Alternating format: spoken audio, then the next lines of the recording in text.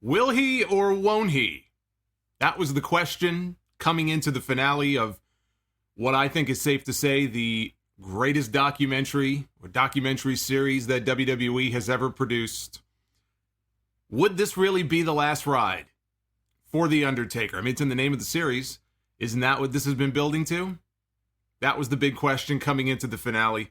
And there's a lot of folks I've seen this week on social media. There's been a lot of wrestling news websites that I've seen running with these great big headlines, breaking news on their Twitter feeds, on their websites.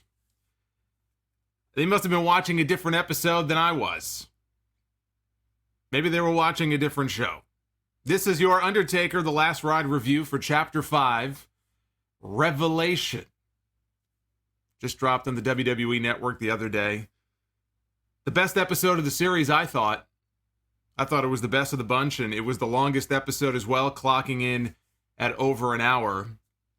So let's run through this here because, of course, it does build to a big climax at the end. We have this episode picking up after his great showing at Extreme Rules last summer. That was the tag team match, the Graveyard Dogs, Undertaker and Roman Reigns, taking on Drew McIntyre and Shane McMahon. He literally went to Vince McMahon when the match was over and said to him, I think I'm done. I think I'm done. It's just physically, it's just not there anymore. I didn't want to spring it on you, but I just wanted you to know I'm going to take some time and think about it, but I think I'm done. And that was where his mind was when that match was over. As good of a match as it was for him, he just didn't feel like he had it in him anymore. And here on this episode, we're fast-forwarding 2 months after Extreme Rules, and he visits Madison Square Garden, right? Hallowed ground. Undertaker's had a lot of appearances, a lot of matches over the years in Madison Square Garden. That's been a very important building to WWE. It's basically their home base. Has always been MSG. And he gets called upon to make an appearance on SmackDown. That was the night. He doesn't wrestle, but he comes out. He cuts a promo. They didn't show it here, but that was the night Sami Zayn came out. Sami Zayn got chokeslammed. And that was the extent to which The Undertaker really did anything that night. But talking about the fact that after 30 years, this could very well be his final appearance here in Madison Square Garden. And just sort of looking around and trying to relish it. And they show him backstage, and really for a good length of time, too. We see him in the back kind of reflecting on not just his time at MSG over the years, but his career and the fact that he now finds himself in a position where he feels like he's at peace, where if this is it, he's okay with it, which is what he's been chasing for this entire series. I feel like to the point of nausea. It's like every episode, he's trying to find that closure and he just can't find it. And for the first time here, it seems like he actually is kind of at peace. And one of the things that he focuses on is the fact that the match with Goldberg in Saudi Arabia, which was only a few months before this, really opened his eyes as far as in the blink of an eye, it could just end in a catastrophic way. He came within 2 inches of breaking his neck. And they showed the botched jackhammer by Goldberg from multiple angles, and he tucked his head, but it could have been a complete disaster. And that really made him think hard about, do I really want to be doing this? I got to think about my life 10 years from now. Do I really want to go in there and run the risk of being all, crippled up because I just didn't know when to quit? And that, I think, really opened his eyes. Goldberg inadvertently may have really opened his eyes as far as maybe it's time for me to slow my roll and sort of call it a day here. But, he's okay emotionally and mentally if this is it. And that's the first time we've really heard him admit that here in the series. Now, there were some cool moments here in this scene because you could hear one of the producers off camera say to him, hey, okay, do you need anything? And, kind of begrudgingly on camera, he goes, well, I need some, makeup remover. He goes, no. He goes, I don't wear makeup. This is my war mask. I don't wear makeup. But then he kind of leads into a cool story about his father. Now, we haven't heard him talk about his father. We know his mother is alive. Apparently his mother even thinks that Vince McMahon walks funny. And so the Undertaker's mom is still around, but his father passed away a number of years ago. And this is the first time we really have a chance to see a picture of them together and learn a little bit more about him. And he told this cool story about showing up to a show in Houston at the Summit many years ago. I think back maybe in the mid-90s. Took his dad. His dad is backstage, and his dad is looking at him as he's in the back getting ready for his match and putting on all of the makeup. And he says his dad looks over at him and just starts shaking his head in disappointment. And Undertaker says, "Yes, Dad, your 6'8", 330-pound son is putting on eye makeup." And finally, we have an admission of what his actual shoot height is. Right? We've heard 6'9", 6'10 and a half, 7 feet, 6'8". I mean, he might be shorter now after some of the surgeries and stuff, but there it is, Undertaker's height, 6'8". They always said Hulk Hogan was 6'8", which meant Hulk Hogan was probably then, 6'5"? Because they always exaggerated when it came to the heights and the weights. I mean, I could believe Undertaker is around 300, but now at least we know what he actually is. But he talked about how he had a full basketball scholarship, and they had photos of him playing basketball, and he was going to have college paid for, and his father couldn't believe it. He says, "You're going to leave a full basketball scholarship on the table to go do pro wrestling?" And he never really was a big fan of his decision there. But he said his dad was proud of him. And there was a nice moment here where he said, "I miss him." And he's just kind of thinking about him. And this episode dropped. It was the perfect timing because this episode dropped on Father's Day. So to see him get all emotional over his dad, I mean, that was a nice moment. I like getting to know a little bit more about him in that way. We just don't know too much about this guy outside of what we see in interviews and stuff. And so he opened up a little bit more about that here in this episode. They showed highlights. They showed highlights of his Broken Skull Sessions interview from many months ago, back in November, with Stone Cold Steve Austin, which was the first time really, under WWE umbrella that he opened up in a major way. We had never seen him giving basically a shoot interview like that before. I mean, outside of the Michael Landsberg thing from 2002, that wasn't WWE, but it was a great interview. He had a lot of great stories to tell if you didn't see it, but it was in the course of doing that interview with Austin that, they were talking about retirement and coming to the end. And, he acknowledged there's a lot of people, a lot of chatter out there from fans and colleagues and people on social media about what I should do and I should retire and I should just walk away. And again, I think a lot of that has to do with the fact that for years now, we've heard Undertaker make the comment that I don't want to be a parody of myself. He even said it back in 2002. Like, I don't want to be that guy who overstays his welcome. At the time, he was implying that Hogan and people like that kind of fell into that category. And it was like he was deathly afraid of not being one of those guys. And so if you're a fan of his work, or if you're just a fan of The Undertaker, there were a lot of times over the last 5 years, 6 years where you look and go, you know what? He's become what he didn't want to become. This would be a good moment for him to step away. I don't think it was anything malicious. I mean, you do have people that just don't like The Undertaker. I've certainly made a lot of comments on my podcast over the years that I wish he would step away. He made it very clear in that interview that it was nobody's decision but his own, which of course it is. Everybody can have their opinion, but he said, I'm going to make the decision. I don't need other people making the decision for me. When I'm ready to walk away, I'll walk away. And it's in the course of that interview that AJ Styles was watching.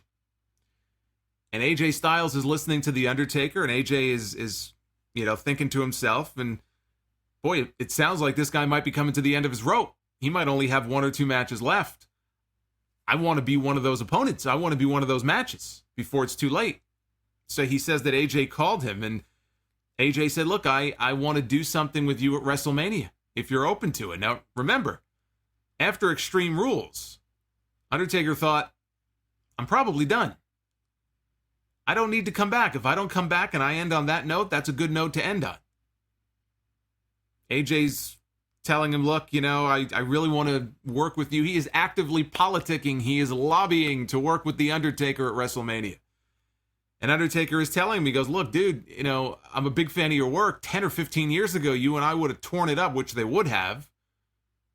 But I don't know, man. I don't know. And AJ's like, well, just think about it. You don't have to give me an answer right now, but just think about it. And so that's what got the ball rolling on the whole Undertaker AJ Styles thing. And AJ talked about, they interviewed him here, and he talked about the fact that he was about the same size as Shawn Michaels is. Did Shawn shrink? Maybe he did. I feel like, the older you get, the shorter you get. But he compares himself to Shawn size-wise. And Undertaker says he always worked really well with the smaller guys. Now, Undertaker's a giant man, so I would say most of his opponents were probably smaller than him, some more than others. And then when he would be in there with somebody like a Giant Gonzalez or a Great Khali, usually the results were not great.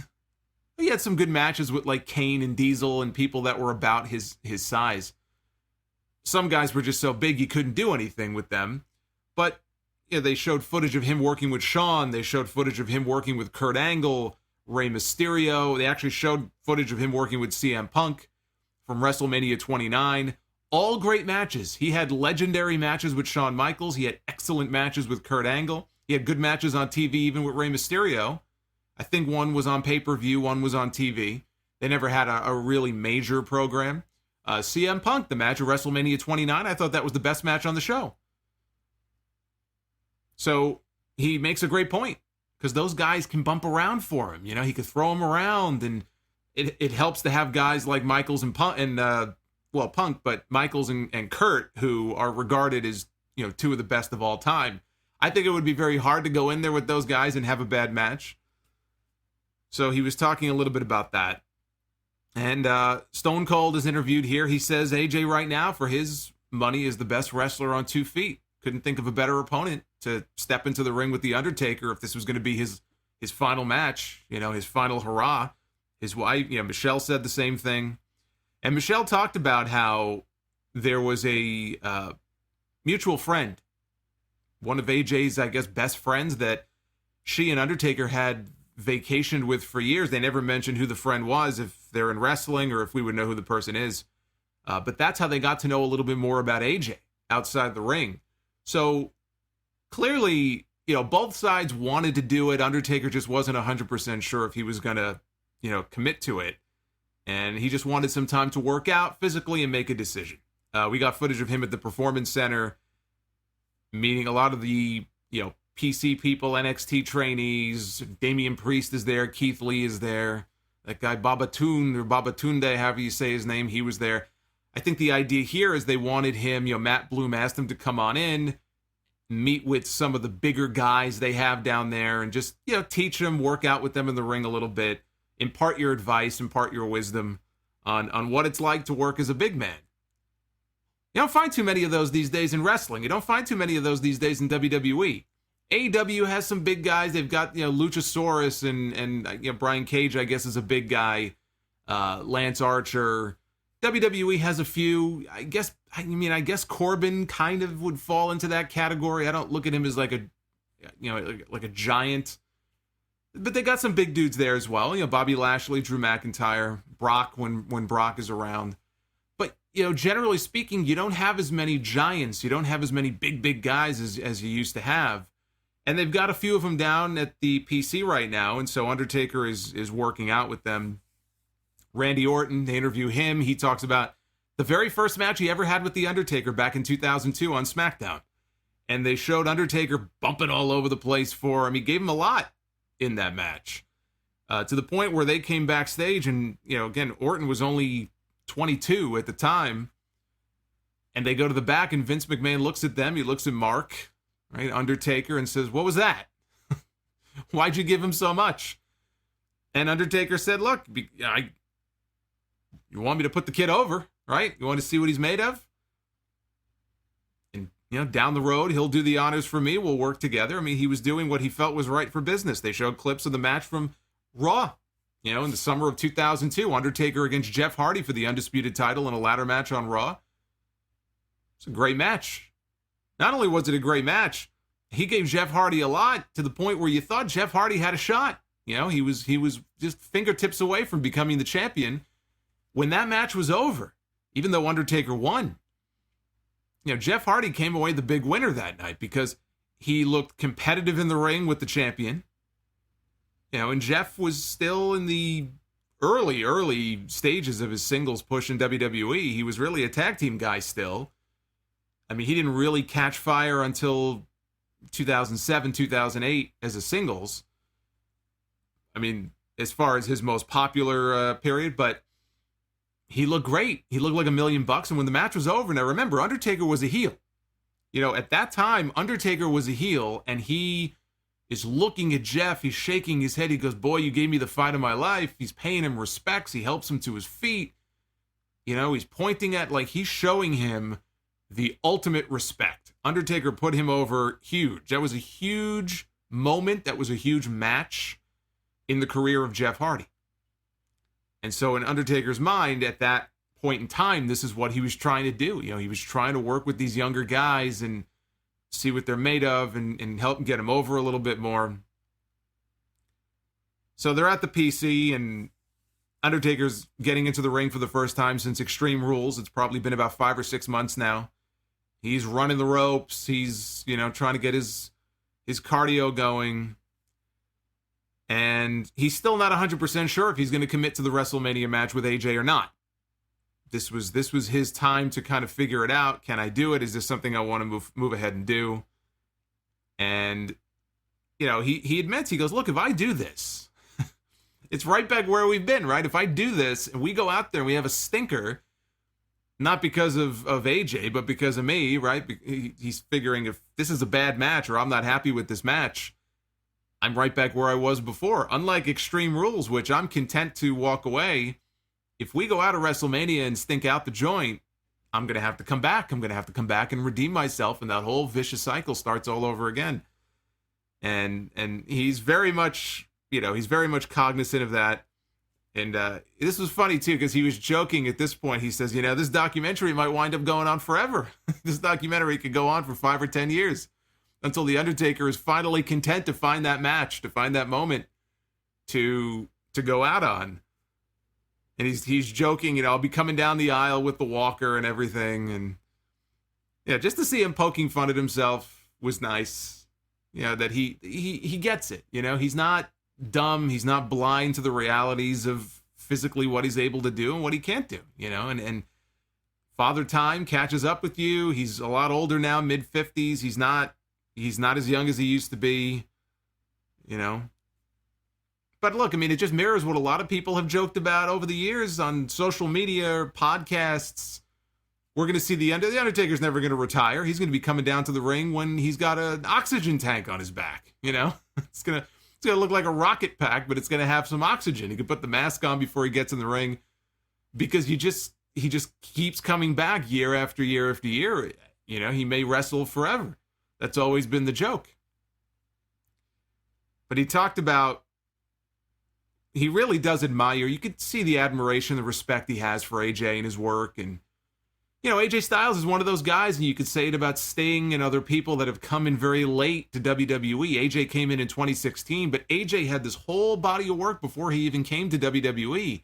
And I would hate for him not to have that body of work from New Japan. I'm not taking anything away from TNA. That's really where he made a name for himself. And he had a lot of great matches in Impact, but I look at his New Japan run probably as the best run of his career. You just look at purely in ring and the matches he had with Okada and Tanahashi and Ibushi and Minoru Suzuki, and the stuff that he did during that run is just some of the best work he's done his entire career. I put that above even Impact and his WWE run so far. So it's cool that he was able to land there, kind of make a pit stop there in a way between TNA and WWE. But you look at there's the body of work everywhere he has been, and you could just see the respect that Undertaker has, and it makes you wonder, man, if he would have been in this company 10 years earlier when Shawn Michaels was still active, we could have gotten that Shawn Michaels AJ Styles match, and AJ just against so many people, against so many different people. It's one of those what if scenarios. But Undertaker, you know, he makes the same joke I made last week. Every time I think I'm out, they pull me back in. And so he says, yeah, I'm going to do it. Of course he's going to do it. Of course he's going to do it. He hadn't even made up his mind in the documentary, and I'm watching it. Even if I didn't have the benefit of knowing that he did come back, I'd be watching this thinking, of course he's coming back. Of course. I would bet everything that he's going to come back. So, of course, he made up his mind that he was going to come back and he was going to work WrestleMania.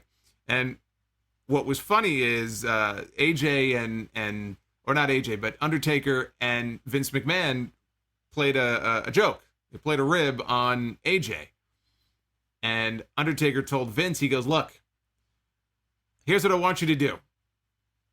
He said, I want you to tell AJ that Undertaker's going to work WrestleMania this year, but he's not going to work with you. There's this kid in Tennessee he wants to work with. So, Vince makes the call to AJ, and he picks up pretty quickly, like, this is he's like really angry. He goes, this is bullshit. No, that's my match. Like, he's really upset. But working with some kid in Tennessee, I think AJ knew at that point that he had been had. So it all kicks off at Sweet Saudi Money. Back in February, Sweet Saudi Money, AJ's in that tournament for the big trophy, the big cup. Out comes the Undertaker. They have a very brief spot where he just gets chokeslammed. Undertaker never took his robe off. His hat never fell off his head. And he just pinned AJ 1, 2, 3. And that was the kickoff to the story between AJ Styles and the Undertaker. There's a funny scene here before the Saudi appearance where Undertaker is in the back with New Day, and Kofi and Big E are just cracking jokes with him. There's a lot of fun scenes like that in this whole documentary, but even in this special, there's a lot of cool moments like that. So they get into the build-up for the match between them at WrestleMania, some of the Raw stuff where AJ makes it very personal. And I like that part of the build-up because I felt going into this match this year at WrestleMania, we had to get away from the dead man stuff. When he mentioned Mark Calloway and your wife Michelle, she's going to run you into the ground. She just wants you to keep taking these matches because it makes, a lot of money. That's all she's into. I liked that because it was different. And it was going to hopefully open up a side of The Undertaker that we hadn't seen since the Big Evil days, right? 2002, 2003. And Undertaker cut what I thought honestly was... I thought it was, if it wasn't the best promo of his career, I thought it was one of the best. I really do. When he reacted to AJ, he did that pre-tape promo, AJ, or should I call you Alan Jones? And he's talking about, you mentioned my wife, and I'm going to make you famous. It was this whole, fusion of Dead Man Undertaker, Big Evil Undertaker, and just plain old Mark Calloway. And he said as much here. He kind of merged the three personalities together. And I thought that was one of the best promos that I have heard The Undertaker cut in his entire career. Was that promo that he cut on AJ Styles. So, as they're, again, building things up for WrestleMania, Undertaker's training. They show him at that gym, that rundown gym down in Texas, and he's got to work out. He's got to get his cardio up, right? He's got to train and everything else. And right at the beginning of his workout, he gets down on the ground. He's stretching and stuff. And then I look, and they show, and he's got blood pouring out of his nose. I'm like, what the hell? I go, I know the guy is old, but Jesus, this guy's falling apart here. Just randomly gets a nosebleed. They show this puddle of blood on the floor. I think of Ric Flair, he wakes up in the morning and brushes his teeth and he's got blood pouring down his face. There are just some guys that bleed very easily, but anyway, he had a nosebleed, and Undertaker got some color during his workout. He also got some color during the WrestleMania match on his arm, which we'll get into. But one of the things I loved about this episode, when he's talking about merging the three personalities together, Dead Man, American Badass, Big Evil, and Mark Calloway. He talks about having to adapt and having to adjust. That really is one of the things that has kept this guy relevant throughout his entire career. If The Undertaker was still doing the Dead Man character he was doing in 1990, or the Purple Gloves in 1994, he couldn't still be doing that straight through until 2020, because that's going to get old. So over the years, we've seen Dead Man Undertaker. We saw Batman Undertaker, which he admits was not a good choice for an entrance back at the Survivor Series in '96. He wishes he could take that one back. But I don't know what he was thinking there. Was there a Batman movie that came out around that time? Maybe they were timing it for the release of a new Batman movie in 96. I don't know. But we had Batman, Undertaker. There was Ministry, Undertaker, right? Sacrificing people and speaking in tongues. And then we get to a complete transformation of the Undertaker character. He was out with an injury. This is around the time he was being courted and thinking about WCW, and Kevin Nash was like, listen, I think you can get a lot of money if you want to come down here and join us. And Undertaker was thinking, maybe he was thinking about it, but he just felt that the dead man stuff had run its course. He felt it was stale. And he said, if I'm thinking that it's stale, then what must the fans be thinking? So when he came back at Judgment Day and they showed footage of his return from Judgment Day in 2000, it was the American Badass. And he came out on the motorcycle and he had the long leather coat and the bandana and the sunglasses and everything. And he just laid waste to the whole McMahon-Helmsley faction. It was the final 30 seconds of the Iron Man match. I loved that match. I loved that finish. Chaos. I think they were in Louisville that night.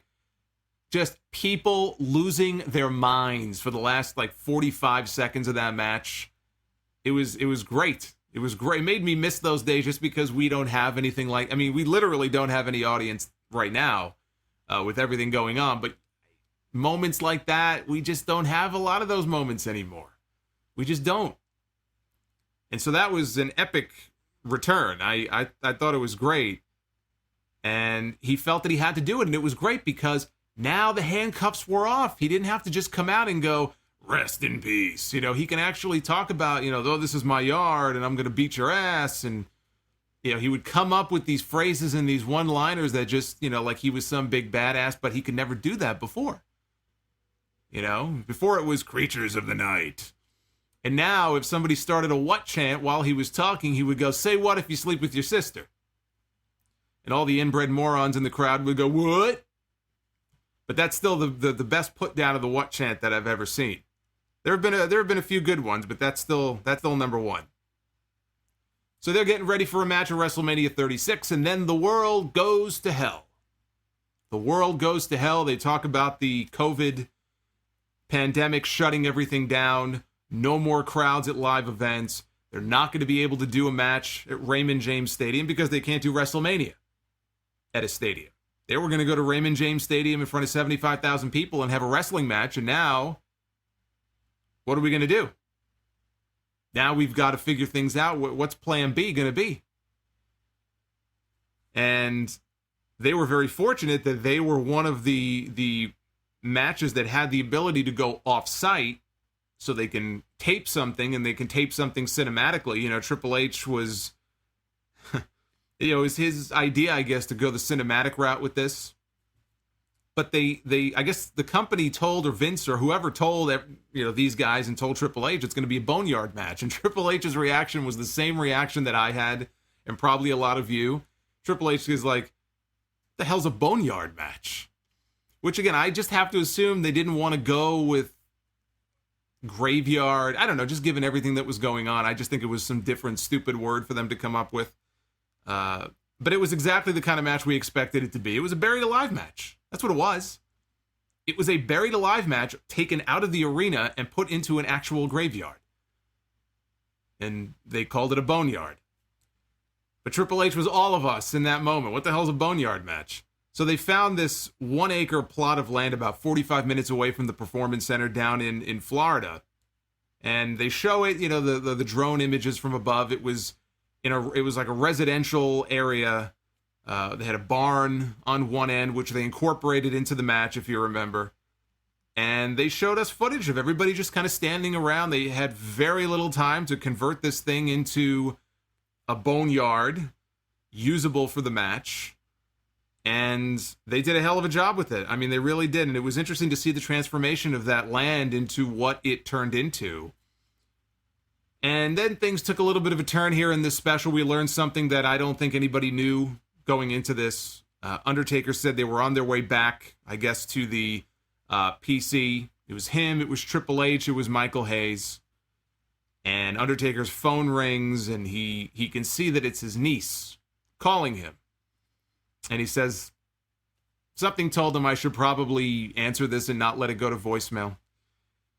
So he answered the call, and she told him that her father, Undertaker's brother Tim, I guess Undertaker has a whole bunch of siblings, and he has an older brother, or had an older brother named Tim, had a heart attack.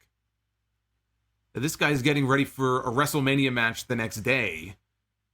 Now think about how many times in the course of a year Undertaker wrestles or is traveling. Not very often. And it just so happens that it's WrestleMania season. He agreed to do the match. It's like the one time of year, maybe twice, that he's really on the road for WWE, and he's away from home. He's away from his family. He's in Florida. He's not in Texas. And his brother has a heart attack. And his first question for his niece is, what hospital did they send him to? He's trying to gather all the information. Where is he right now? Where is he staying? And he's saying, his brother lives outside of Austin. And then he corrects himself and he says, lived. He lived outside of Austin. And his niece says, well, Uncle Mark, he's gone. He didn't make it. And so obviously Undertaker gets very emotional talking about it. And you don't see this. This is not a man who gets very emotional on camera very often for any reason. And he says, now I've got to call my brothers and tell them the news. I've got to call my mother. And he's thinking, I can just imagine the impact that it's going to have on her having to make that phone call. It's not an easy thing to do. And also not being able to be there. He's not there. He can't be with his mother. He can't be with his family because he's here doing this. And so that made it that much more difficult. And it was a very tough day. So I wasn't aware of the fact that The Undertaker's brother passed away the day before they filmed that Boneyard match. Now imagine, it's a Boneyard match. It's not just a match. So he gets there the next day, and all he sees is all of this imagery of death. Tombstones and coffins and a grave 6 feet, dug up into the ground. And that just makes it harder. You had a family member who just died. They haven't even been buried yet. Now you got to go have a graveyard match. I mean, that's rough. Even for a guy who calls himself The Undertaker, who surrounds himself and shrouds himself in death and all this stuff, that's tough. But he said the show must go on. I'll never understand that mentality in some of these situations. It goes back even to the Owen stuff, but the show must go on. I don't know if I could have done that. I know what's done is done. Do what you need to do and then leave. But you know what? It's not always that easy. When you lose someone who's close to you, it can't be an easy thing to do. So Triple H called it. It was he called it a 25-minute fight scene. I'm so happy he called it that. Some people got upset when I called it that on the show. It really wasn't a match. If you think about it, it really wasn't a match. It was a fight scene. That's what it was. It was a 25-minute fight scene between The Undertaker and AJ Styles at WrestleMania. And it was a hell of a fight scene. We had the Good Brothers making a cameo. We had the Druids. I mean, they took us through the whole match. They had they set it to music, For Whom the Bell Tolls. They played a video package showing highlights of the entire match from WrestleMania. And The Undertaker says he was really, really happy with how it turned out. He goes, they had a hellacious fight. He was ecstatic with how it turned out. And it was tough because if you remember, during the match, at one point he put his fist and his forearm through the window. There was like a hearse that was parked there. AJ ducked and he put his fist and his forearm and broke the window. Now I just assumed they're filming this like a movie. So it was gimmicked glass and they just, did a couple of takes. Well, gimmicked or not, and I guess it wasn't, but whether it was or it wasn't, he put his fist and his forearm through it and he cut his arm up pretty good, which is a really stupid thing to do because that's the exact same thing Bill Goldberg did when he injured himself in WCW. He had nerve damage in his arm. He was gone for months after that. When you're fucking around with glass is going to win every single time. Glass and fire. Those are two things you do not want to mess around with. And Undertaker has been in Inferno matches. He's messed around with that too. But they're showing they had to pick the pieces of glass, the shards of glass out of his arm. His arm's all bloodied up and all bleeding. So it was a fight scene, but they didn't exactly treat it the way that Hollywood would have treated this fight scene. But he's tough. He's a tough guy. He can take it. So he says it was a long shoot, and it was hard because Undertaker's not a spring chicken anymore. The worst thing that he could do is stand in one place for extended periods of time. Especially when you get the adrenaline going, you're in the middle of a match, and they're like, all right, cut. We're going to take a break here. We're going to, do whatever they need to do. And now he's just standing around.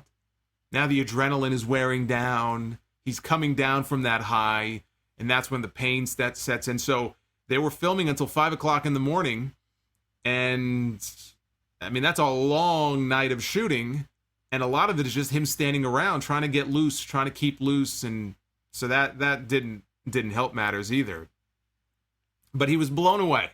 He was blown away by the feedback to the match, universally positive feedback, even if you didn't think that it was the best match on the WrestleMania card, night 1 or night 2 this year. I didn't really hear from anybody who hated the match. I'm not saying those people aren't out there. There's no such thing as a match that literally everybody likes, but I saw the same thing. From my listeners and people on social media, universal praise for the Boneyard Match at WrestleMania. How often does that happen? And who would have predicted coming into WrestleMania? Yes, AJ was involved. AJ is great.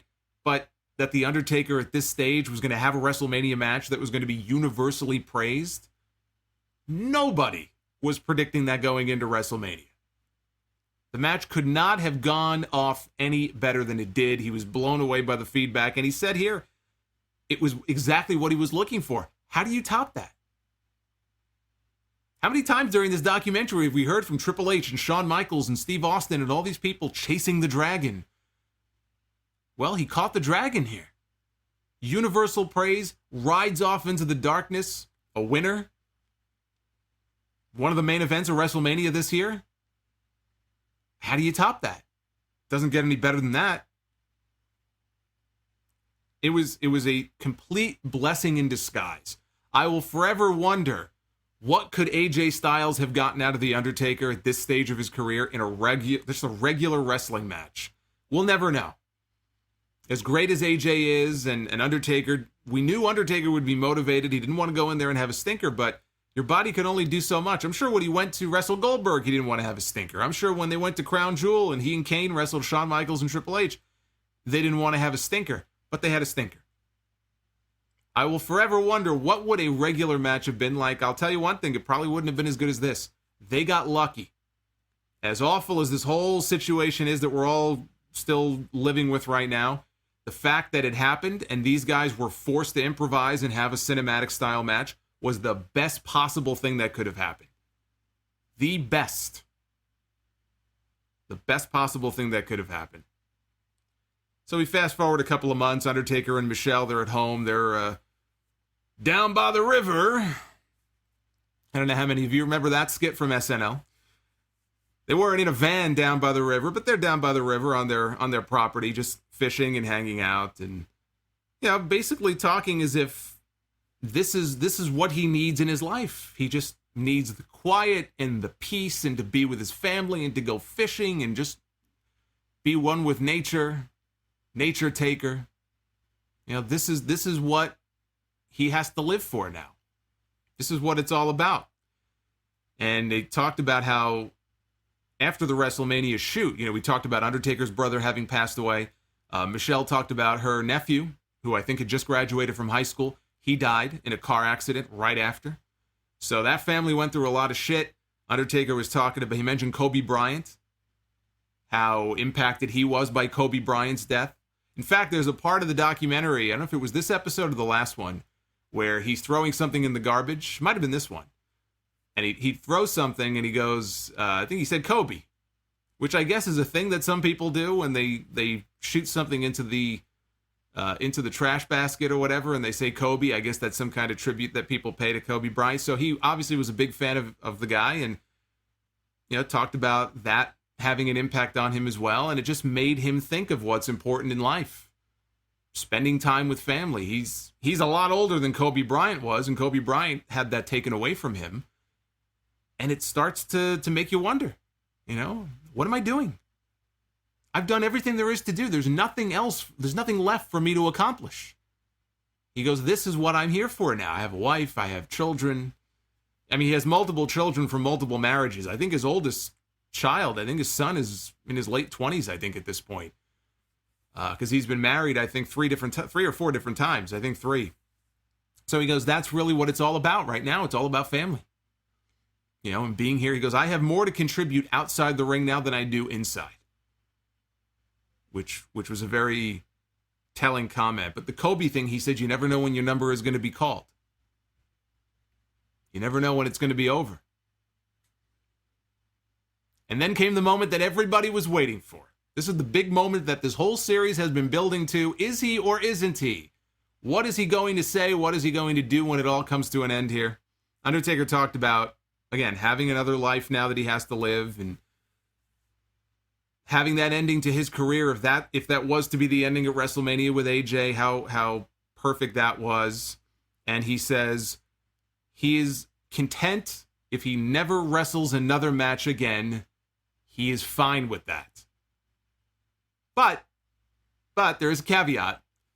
He does say that if there was ever a time where Vince McMahon needed him, he said, the old in case of emergency, break glass and pull down the Undertaker, that he would have to consider it.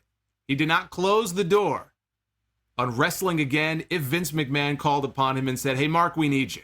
We need you for a cameo. We need you for a singles match, tag team match. We need you in Saudi. We need you at WrestleMania. Didn't close the door. He said, I'd have to think about it. I would have to think about it. He says at this point, though, he has no desire to get back into the ring. And he gets a little emotional, talking about it, and says it's time for the Cowboy to really ride off. And he talks about the documentary as being something that really helped him come to that feeling or come to that decision, and listening to all of his peers and what they've said in all these episodes was really eye-opening for him, showed him how much they care about him. I mean, poor Batista in every single episode is talking about the guy like he's on death's door. Like, oh my God, I wish he would stop. I wish he would stop. I wish he would get out of the ring. I wish he would understand how everybody loves him and admires him. I wish he would stop. So that was very eye-opening for him. And they played a song by George Strait, Troubadour, and they had all these great highlights and clips and rare photos of Undertaker hanging out with people like Crush, Bryan Adams, who passed away many years ago. He was very good friends with him. Yokozuna, somebody else he was very good friends with. Godfather, another great friend of his going back. I think they were in, I guess, the USWA it would have been when he was Soul Taker. I mean, there's a long friendship there between them going back many years. Bret Hart, Shawn Michaels, all these great photos they showed. Mick Foley, Triple H, Kane, Edge, just everybody in between. Roman Reigns calls him the Godfather of wrestling. Kane calls him the rock that withstood the waves. Because there were a lot of tumultuous times in that company over the years, and he was the one rock. He was the one constant who was always there. Through the good times, the really bad times, the booming times, like during the Attitude Era, right on up until today. Right? The waves come in, they wash some of the rocks away, the rocks go here, the rocks go there, and that one just stayed right where it was. And that's the analogy he used. He goes, that was the Undertaker. He goes, that was Mark Calloway. He was always there. He was always a constant. Godfather calls him his brother. Mick Foley says his life would be very different if he and the Undertaker had never crossed paths with one another. And had the chance to work together in the Hell in a Cell and everything else. He said his life would be very different. His body would probably feel a lot better than it does. Not too much, a little bit. But yeah, he said his career, his life would be very different. Kurt Angle, they interview him, JBL, Batista, John Cena. They all pay their respects to the Undertaker. And Undertaker says, thank you to all the fans that have been with him, for these 30 years. He's doing all the thank yous. Vince McMahon said that, he made the most out of every opportunity he was given. He says he knows that Mark Calloway can look in the mirror and say, I did good. And he says that the business will always be a part of him, even if he, doesn't actually physically wrestle again. It will always be part of his life. And they play the George Strait song again, and that's what they fade out with. That was the conclusion of the episode. For all of the searching that he has done over these past 3 years, because remember, this documentary, they started filming this in 2017. So it isn't quite the Michael Jordan documentary, which was like 10 parts and just footage that stretches from years and years and years ago to the modern day. But for the last 3 years, they've been filming footage for this documentary. And for all of the searching that he has been doing over the past 3 years, The Undertaker finally, here at the end, he finally found his closure. He finally found his closure and his I guess, his inner peace, his inner chi, whatever you want to call it. But to wrap it back around to the point that I made at the beginning of the review when I opened up, and I have to point this out, the one word that we never heard The Undertaker use, it's the one word that he did not utter a single time, certainly not here at the end of this episode, was the word retire. He never said anything about being retired or being in retirement. Not once. And again, I see all of these people online and all of these websites, breaking news, The Undertaker retires. The Undertaker has officially retired from the ring. I saw it all week. Everyone's saying that he's retired. All these different headlines. Maybe these people heard something that I didn't hear. Maybe there was some kind of secret hidden scene or deleted scene that they are aware of that I would love to take a look at. Because I never heard The Undertaker utter that word once. What I heard The Undertaker say is that he's content to never wrestle again, but that if he was called upon to come back, which he has been called upon many, many times over the years, to the point where I think Vince McMahon was his biggest enabler, that he would have to consider it. That doesn't sound like retirement to me. That doesn't sound like officially retired. Remember, Undertaker signed a 15-year contract. He confirmed it this week. He had an interview with Sports Illustrated. 15 years. Vince McMahon was not happy about the whole StarCast situation. They didn't speak for a while. Then they came together, and he locked him into a deal that's going to keep The Undertaker legally under contract to WWE until he is almost 70 years old. 70 years old. The Undertaker is not going anywhere. That Undertaker, in that same interview, said that doesn't mean I'm going to be wrestling for the next 15 years, but he's locked in. They have him under contract for the next 15 years, and you can bet that Vince McMahon is going to want him back in the ring at some point. Maybe it's Saudi Arabia, maybe it's WrestleMania, maybe it's something else. But you know that in those 15 years, in the next 3 years, Undertaker is going to get that phone call from Vince McMahon. You just know it. You know that he is. You know that he is. And as he said here, he'll have to consider it. He'll hear him out. I find it, he's talked about Vince as being this kind of like a father figure to him. He seems to have a problem saying no because he just respects Vince McMahon so much and everything that he's done for him. I think it's very difficult for him to say no. So when he says that if Vince was in a pinch, he would almost look at it as him being disloyal, even though he has nothing left to prove. He owes Vince McMahon nothing. You know, he's made Vince McMahon a lot of money. Vince McMahon has made him a lot of money. He doesn't owe the man anything at this point. He can walk away completely if he wanted to. But I feel like, you know, you listening to him speak and the admiration that he has for Vince McMahon, that he would almost look at it as, how can I, he's a friend, he's a brother, he's like a father figure. It'd be like leaving a wounded soldier on the battlefield. If this guy needed me, how could I say no? How could I walk away from him in his time of need? So the next time we have a series of injuries, or the next time that, well, we need a big name, you don't think that Vince McMahon is going to give The Undertaker a call? Come on. Come on. Wise up. Use your head. Of course he is. Of course he is. We've heard this before. He thought that he was done after WrestleMania 33. The whole thing with him leaving the gear in the ring, that was going to be it. But he had a terrible match. And it wasn't until he watched it back many months later, he's sitting in his house watching the match again. He's like grimacing and he's wincing and cringing.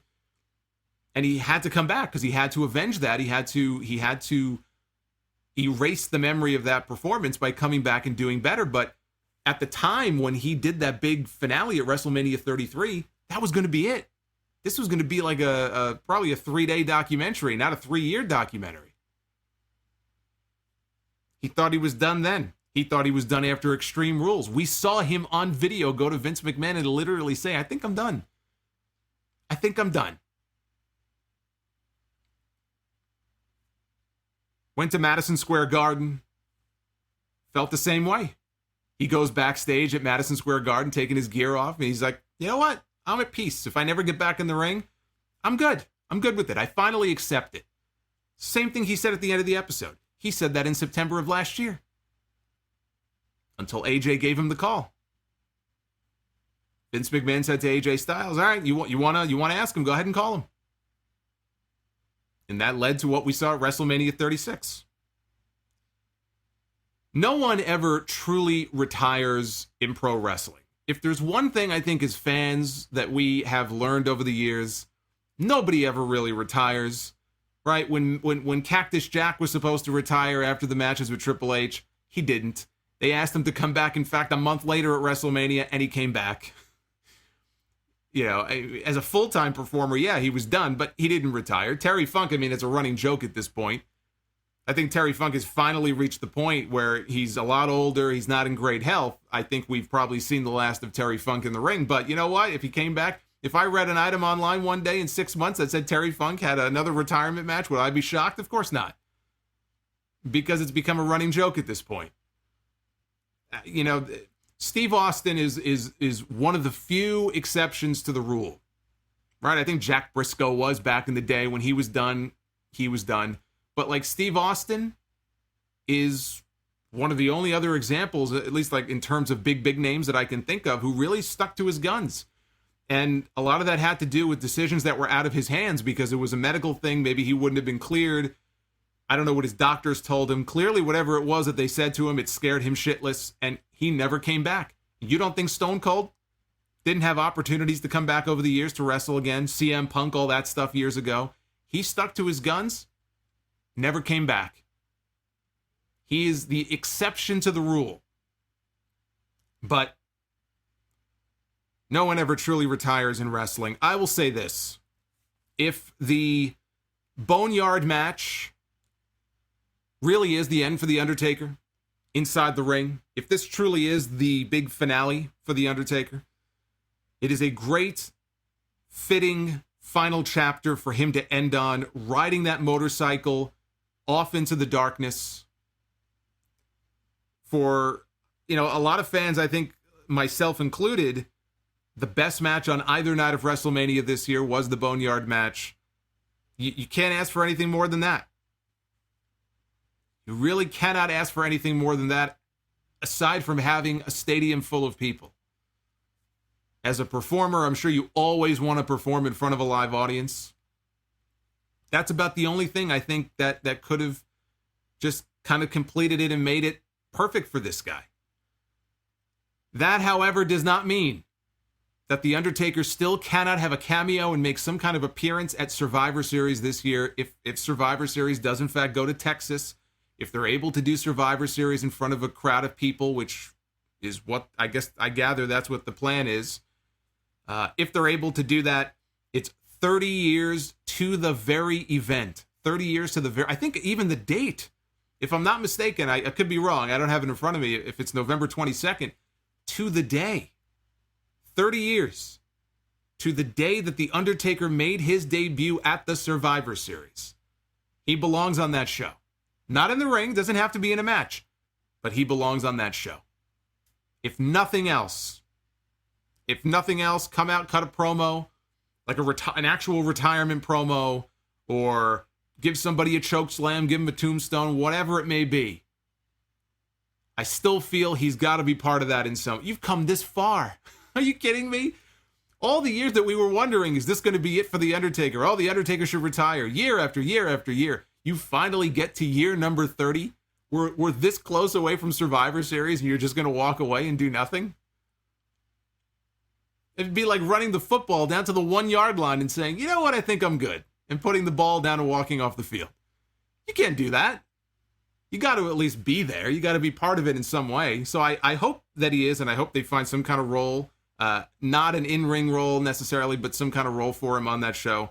I think, obviously he's going into the Hall of Fame. It's only a matter of when. I think next year is the perfect time. Undertaker is the lead inductee in Los Angeles in the WWE Hall of Fame. So obviously that's coming up at some point soon. He's earned it. He's earned it. Everything that this guy has put his body through and the travel and everything else. And look, the guy's a millionaire. He's got a nice house, got a great family. He's got money in the bank. The guy did well for himself, but he earned it. He earned it. He put the work in. He put the time in. A lot of time away from home, away from family. Again, all the surgeries and everything. He earned it. He earned his place in wrestling. I think back this guy's career when he made his debut at the Survivor Series in 1990, and he was worried at the time he was going to be the one popping out of the giant egg. Thankfully for him, that wasn't the case. I still remember watching that pay-per-view that night, wondering who was in the egg. And then there comes Undertaker coming out. Ted DiBiase does the big introduction from Death Valley. And they show the fans in the crowd, the kids, and they don't know what to make of this. And, it's like it was yesterday. Still remember it like it was yesterday. The following year, beating Hulk Hogan to win his first championship, the Gravest Challenge. I have a lot of fond memories of that period. That was right in the middle of my fandom during the golden era, where I was growing up with all these guys, Hogan and Savage and Undertaker and DiBiase, Andre and Jake the Snake and Mr. Perfect. It was a time in wrestling that can never be duplicated. It can never be replicated. Larger than life stars. That's what I grew up on. So I have a lot of fond memories from that period. I have a lot of fond memories from his career, but I think back to that debut in 1990. And you look at this guy's career right on through all of the different eras that he was part of. My God. Like, in your mind, you think of these things in eras, right? The golden era, and then here are 3, 4, 5, 6 names that you identify with that period. The new generation era. You have those 4, 5, 6 names you associate with that period. The Attitude Era, the Ruthless Aggression Era, the PG Era. Everyone has their eras that they kind of break things down into. And you think about this guy's career in every single era that he was part of. Every single era that, pretty much, except, take the mid to late 80s out of it, I guess, but that I've been alive for as a fan, the one constant has been The Undertaker. He's the only guy. He's the one. So every era that you could think of, in terms of the longevity that he had, nobody had the kind of longevity that this guy had. From starting out with all the greats, Hulk Hogan and Randy Savage, through Bret Hart and Shawn Michaels, through Stone Cold and The Rock, through Kurt Angle and Brock Lesnar, John Cena and Randy Orton, Edge and CM Punk, all the way to Roman Reigns and AJ Styles. Every single one of those eras, The Undertaker wrestled them all. He worked with all of them. He was part of every single one of them. Unbelievable. And nobody else can say that they've done that. Not even Shawn Michaels. And Shawn Michaels came into the company a few years before Undertaker did, only about 2 years. But, he had that 4-year layoff. Then he came back. Then he retired.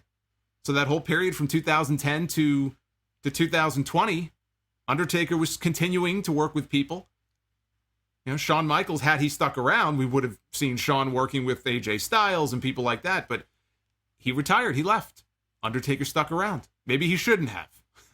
We can debate that, but he stuck around. He got to work with all of these people. The stories that he must have to tell. His body of work speaks for itself. The names he's worked with, it can never be duplicated.